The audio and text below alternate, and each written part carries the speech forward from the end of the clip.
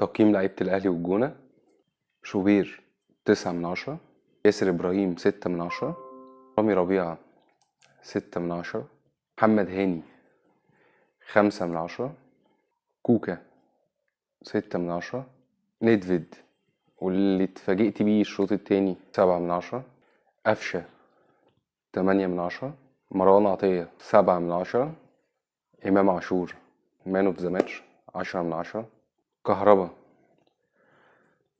4/10. ليه بتيجي عند السهل وتضيع؟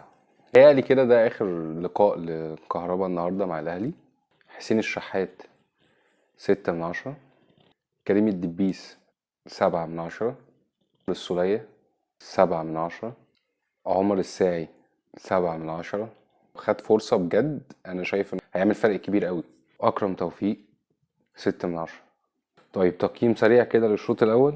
الشوط الأول مفيش تركيز، الجونة كان ماسك كرة أفضل بكتير من الأهلي. إمام عاشور كان بياخد الكرة بيروح بيها فردي، كان بيحاول يسدد على المرمى في أكتر من كرة الشوط الأول.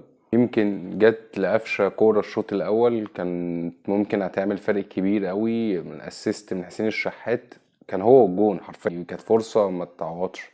بعدها جت كورة لإمام كان ممكن يخلص بيها برضو الشوط الأول. يعني تاني شايف إن هما كانوا فرقوا كتير قوي لو كانوا جم الشوط الأول. الشوط التاني الأهلي بدأ يفوق، اللعيبة بدأت تقرب من بعض، بدأ يكون في مساحات للنادي الأهلي.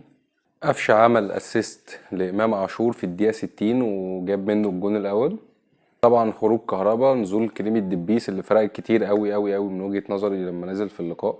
عمل اسيست حلو قوي بصراحة لإمام عاشور، انهى بيه الماتش في بلس 90. هو الاهلي كده بتاع الاوقات الاخيره دي. طبعا مع نزول عمر الساعي اللي جات له كوره كان له الفرصه بدري عن كده شويه، بس انا شايف تواجد بجد هيعمل فارق، بس محتاج ان احنا نديله الفرصه. طبعا هو الانفراد اللي جاله ضيعه بطريقه غريبه، حظ ما توفقش فيها، الكوره جت في العارضه، لعبه غريبه شويه.